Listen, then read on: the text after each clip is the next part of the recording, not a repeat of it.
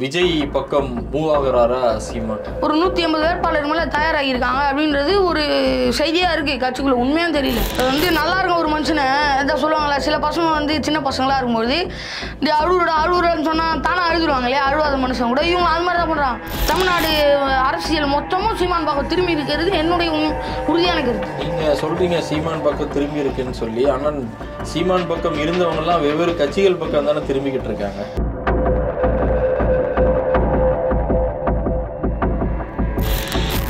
இவங்களுக்கு இன்னும் வசதி ஏறல, வாய்ப்பு வரல, நம்ம முன்னேற்றத்துக்காக வந்தோம், முன்னேற்றம் கிடைக்கல அப்படிங்கிற ஒரு காரணத்தினால மட்டும் அந்த சபை கட்டிட்டு வெளியில போறது இப்படின்ற காரணம். இருந்தவங்களே தானே வெளியில போயிருக்காங்க. இப்போ ஒருங்கிணைப்பாளராக இருந்த ஜெகதீச பாண்டியன் பொறுப்புல பெரிய பொறுப்புல இருந்தவர் தான் வெளியில போயிருக்கிறாரு.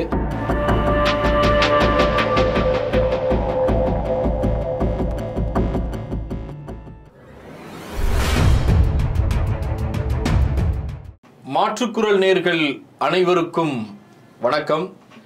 இன்று நம்முடைய அரங்கிற்கு வந்திருப்பவர் நாம் தமிழர் கட்சியின் ஆதரவாளர், தமிழ் தேசிய சிந்தனையாளர் சகோதரர் ஸ்டாலின் பாரதி அவர்கள். வணக்கம். வணக்கம்.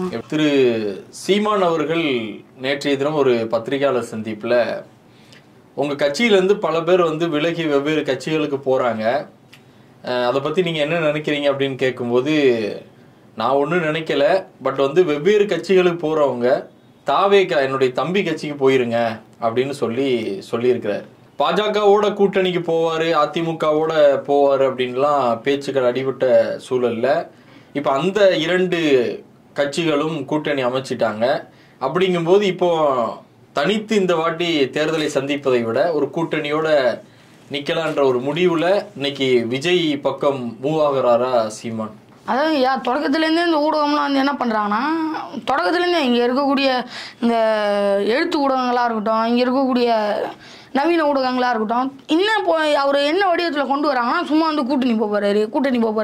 எது கூட்டணி போகணும்? கூட்டணியே இல்லைன்னு அறிவிச்சு தான் கிட்டத்தட்ட ஒரு 180 வேட்பாளர் மேலே தயாராகியிருக்காங்க அப்படின்றது ஒரு செய்தியாக இருக்குது கட்சிக்குள்ள. உண்மையாக தெரியல. ஆனால் கூட்டணி இல்லாமல் தயார் பண்ணியிருக்காங்க. சமீபமாக 25 வேட்பாளர்கள் அறிவிப்பு வெளியிட்டிருக்காங்க, பட்டியல் வெளியிட்டாங்க. அதுபோல் தயார் பண்ணிட்டதுக்கப்புறம் கூட கூட்டணி அது எப்படி கூட்டணி அமைக்க முடியும்? கூட்டணி இல்லை அப்படிங்கிறது சீமானவர்களே வெளிப்படையாக உறுதியாக சொல்லிட்டாரு. பல ஊடகங்களே அது வந்துருச்சு, கூட்டணி இல்லை அப்படின்னு சொல்லிட்டாரு. மறுபடியும் இந்த எழுத்து ஊடகங்கள் பாஜகவோட கூட்டணி போவார், அதிமுகவோட கூட்டணி போவார். இல்லாத ஒரு விஷயத்தை இவங்களா ஒரு ஆதாரத்தை உருவாக்கி, இவங்களா ஒரு போலியான ஒரு விடயத்தை தயார் பண்ணி அதுக்கு ஆதாரங்களை உருவாக்கி வெளிப்படையாக அது மாதிரி பண்ணுறது. இல்லை அது எங்கே ஸ்டார்ட் ஆகுது அப்படின்னா, திரு அண்ணாமலை அவர்களும் சீமான் அவர்களும் மேடையை பகிர்ந்து கொண்டு ஒரே மேடையில் பேசுகிறாங்க. திரு நரேந்திர மோடி அவர்களை புகழ்ந்து பேசினாங்க. இதெல்லாம் பார்க்கும்போது ஒரு பேச்சுவார்த்தையில் ஈடுபட்டிருப்பாங்கிற அடிப்படையில் தானே ஊடகங்களும் அதை வெளியிடும். சந்திச்சிருப்பாரோ, பேசியிருப்பாரோ அப்படின்ற ஒரு சந்தேக மனநிலையில் சொல்லலாம். நீங்கள் சந்திச்சாரு, பேசிட்டாரு, 26 அவரு தான் கூட்டணி. அதாவது நல்லா இருக்க ஒரு மனுஷனை எதாவது சொல்லுவாங்களே, சில பசங்க சின்ன பசங்களாக இருக்கும்போது இந்த அழுகுறன்னு சொன்னால் தானே அழுதுருவாங்க இல்லையா? அழுவாத மனுஷன் கூட இவங்க அது மாதிரி தான் பண்ணுறாங்க. கூட்டணியே இல்லைன்றதுக்கப்புறம் கூட்டணி பாஜக அதிமுக இவங்க கூட வைக்கிறாரா ஒரு சந்தேக பறவை கூட சொல்லுங்களேன். இல்ல வைக்க போவாரா?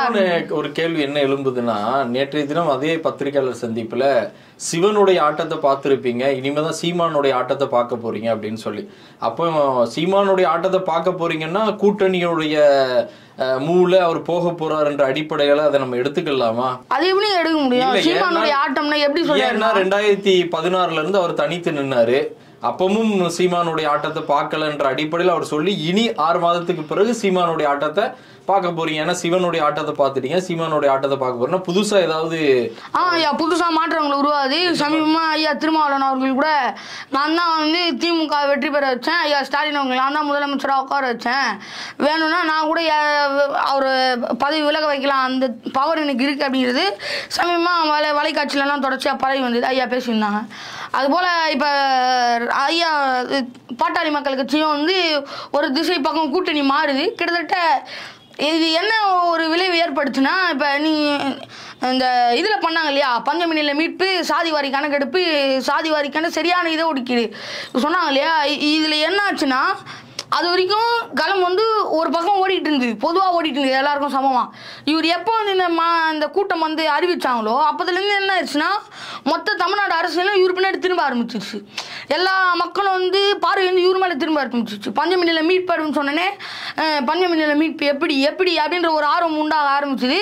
மேலும் வந்து சாதி வரி கணக்கெடுப்புனே அலந்துட்டாங்க. ஏன்னா திமுக வந்து ரொம்ப நாளாக நிற்க வச்சுட்டு இருக்கு. இன்னைக்கு சாதி வாரி கணக்கெடுப்பு ஒரு சின்ன பையனை கூப்பிட்டு பேச சொல்லுப்பா அப்படின்னா கூட அந்த அளவுக்கு வந்து அந்த பையன் கூட சின்ன பையன் கூட விழிப்புணர்வாக இருக்கும்.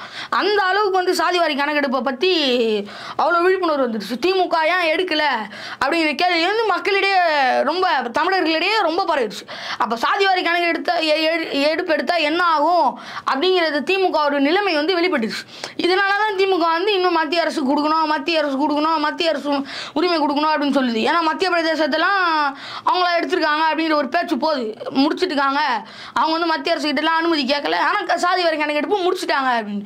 இவங்க மட்டும் ஏன் மத்திய அரசு கிட்ட அனுமதி வாங்கணும்னு சொல்லிட்டே இருக்காங்க. சாதி வாரி கணக்கெடுப்பு எடுத்தா தமிழ்நாட்டில் எத்தனை தெலுங்கர்கள், மலையாளிகள், கன்னடர்கள், இந்திக்காரங்க இது போன்றவங்க சுகபோகமாக வசதி வாய்ப்புகளோட வாழ்கிறாங்க. திமுக பண்ண வேலை, திராவிடம் பண்ண வேலை தெரிஞ்சிடும் அப்படிங்கிற காரணத்தினால திமுக இன்னைக்கு வரைக்கும் சாதி வாரி கணக்கு எடுப்பாம வச்சிட்டு இருக்கு. இந்த மாநாடு பண்ண ஒரே காரணத்தினால மட்டும்தான் தமிழ்நாடு அரசியல் மொத்தமும் சீமான் பக்கம் திரும்பி இருக்கிறது என்னுடைய உறுதியான கருத்து. நீங்க சொல்றீங்க சீமான் பக்கம் திரும்பி இருக்குன்னு சொல்லி, ஆனா சீமான் பக்கம் இருந்தவங்க எல்லாம் வெவ்வேறு கட்சிகள் பக்கம் தானே திரும்பிக்கிட்டு இருக்காங்க. சீமான் அவர்கள் வந்து திரௌபதி அம்மன் கோயிலை ஒரு வாரத்தில் திறக்கலன்னா ஆளுநருடைய போராட்டம் நடத்தப்படும் அப்படின்னு சொன்னதுக்கு அப்புறம் அதே நாளில் பி.கே. சேகர் பாபு கொஞ்ச நாள் 1 மணி நேரத்தில் அதே மறுநாளில் வந்து பேட்டி கொடுக்குறாப்புல. அடுத்த நாள் அது ஒரு வாரத்தில் இன்னும் ஒரு வாரத்தில் கோயிலை திறப்போம், நாங்கள் ஒன்றும் பிரச்சனை இல்லை திறந்துருவோம் அப்படின்னாரு. அப்போ கோயிலை திறப்போம் அப்படின்னு சொன்னவர் அப்படியே சொல்லியிருக்கலாம், திறந்து மறுநாளே மூடிடுவோம் அப்படிங்கிறத சொல்லியிருந்தாலும் நல்லா இருந்துருக்கும். அதே போல் இவர் சீமான் பண்ணுறது தான் இங்கே எல்லாமே நடந்துக்கிட்டு இருக்கு. சீமான் பேசுறது தான் இங்கே பேசிக்கிட்டு இருக்காங்க. இங்கே அவர் பேசுகிற பேச்சு செய்கிற செயல் எல்லாமே வந்து திமுக கண்டுகள்னாலும் இவர் சொல்றது தான் ஒரு வகையில் செஞ்சிட்டு இருக்கு. அது சீமான் மட்டும் இன்னைக்கு பாவேந்தர் இல்லை இவ்வளோ நாள் பாரதிதாசன் வந்து ஆஹா ஓஹோ அப்படின்லாம் வந்து திமுக முன்னெடுத்ததே கிடையாது. இவ்வளோ நாள் இல்லை ஆஹா ஓ கலைஞர் பிறந்த நாள்லாம் செய்வாங்க. ஆனால் சீமான் வந்து அறிக்கை விட்டக்கப்புறம் பாரதிதாசன் பிறந்த நாள் மாபெரும் அளவில் கொண்டாட போகிறோம் அப்படின்னு சொன்னதுக்கப்புறம் உடனே திமுக வந்து உடனே 5 நாள் விழா, இலக்கிய விழா, மாமன்ற விழா, கலை விழா எல்லா விழாவையும் உடனே போடுது திமுக. அவ்வளோ இப்போ என்ன இருக்குன்னா சீமான் பேச்சுக்கு வந்து கவனிப்பு இருக்கு. எல்லா கட்சிக்காரங்களும் ஒரு பேச்சு கேட்பாங்க. நான் இப்போ கூட சொல்கிறேன், திமுக காரங்க கூட சீமான் பேச்சு கேட்பாங்க. அந்த அளவுக்கு ஒரு வீரியமான பேச்சு, தகவலை கடத்தக்கூடிய பேச்சு. அப்போ என்ன ஆகுதுன்னா சீமான் வந்து ஸ்டார் ஆகலாப்ல அவர் பேசுறதை கேட்டு இன்னைக்கு தமிழ்நாடு அவர் பின்னாடி ஃபாலோ ஆகுது அப்படிங்கிற பின்தொடருது அப்படிங்கிறத சொல்லலாம்.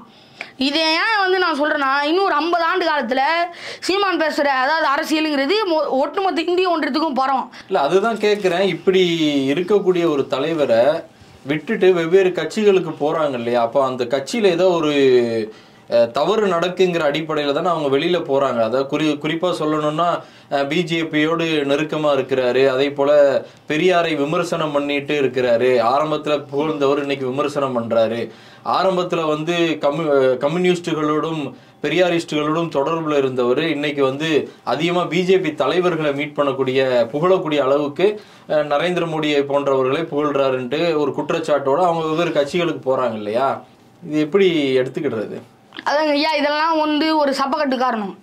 நான் என்ன சொல்கிறேன்னா இப்போ என்ன பெரும்பாலும் என்ன சொல்கிறாங்க, செலவு பண்ணி நான் வந்து போயிட்டேன். அதாவது பெத்த பிள்ளைக்கு செலவு பண்ணுற கணக்கெடுக்கிற ஒரு அப்பாவும் தான் சொந்த இனத்துக்காக செலவு பண்ணி ஐயோ செலவு பண்ணுறேன் அப்படின்னு கணக்கு சொல்கிற ஒரு இனத்தை சார்ந்தவரும் அது உட்பட்டதா சரித்திரமே இல்லை அப்படின்ற ஒரு வரலாறு இருக்குது. நான் இப்போ என்ன சொல்கிறேன்னா சும்மா இதெல்லாம் இவங்க என்னென்னா வசதி வரணும், வாய்ப்பு வரணும், முன்னேறணும்னா வேறு கட்சிக்கு போயிடுங்க. நாங்கள் இனம் முன்னேறணும் அப்படிங்கிறத செயல்படுறோம். இது வரைக்கும் எங்கள் கட்சியில் இருக்கவங்க யாருமே வந்து பொறுப்புக்கெல்லாம் அவ்வளோ ஆசைப்பட்டது கிடையாது, பணத்துக்கு ஆசைப்பட்டது கிடையாது. எல்லாம் எப்படி செயல்படணுமோ பொதுவாக தான் செயல்பட்டுக்கிட்டு இருக்காங்க. இவங்களுக்கு இன்னும் வசதி ஏறல, வாய்ப்பு வரல, நம்ம முன்னேற்றத்துக்காக வந்தோம், முன்னேற்றம் கிடைக்கல அப்படிங்கிற ஒரு காரணத்தினால மட்டும் அந்த சபக்கட்டு கட்டிட்டு வெளியில் போகிறது இப்படின்ற காரணம் இருந்தவங்களே தானே வெளியில் போயிருக்காங்க. இப்போ வந்து ஒருங்கிணைப்பாளராக இருந்த ஜெகதீச பாண்டியன் வந்து பெரிய பொறுப்புல இருந்தவர் தான் வெளியில போயிருக்கிறாரு.